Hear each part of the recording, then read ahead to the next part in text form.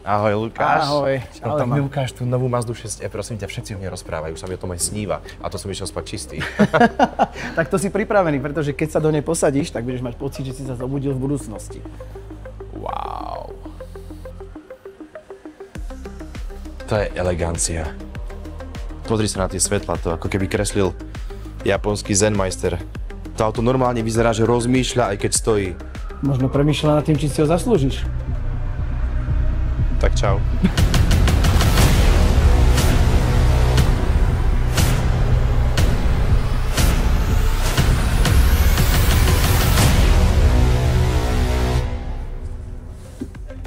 Vítaj. Sa privítala hudbičkou. Koža, minimalizmus, vôňa nového auta. Tak takto si predstavujem ticho pred búrkou. Skôr ticho pred zážitkom, lebo tá búrka bude elektrická. Hej? Iskry to medzi nami. Aha, vidím.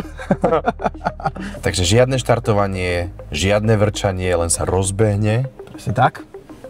Ale keď pridáš, tak ťa teleportuje.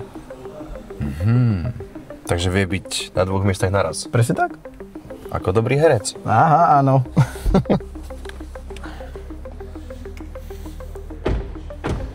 Táto 6e to je presne ten typ ženy, auta, ktorý najskôr len tak jemne prikývne, ale potom ťa dostane úplne celého. Áno.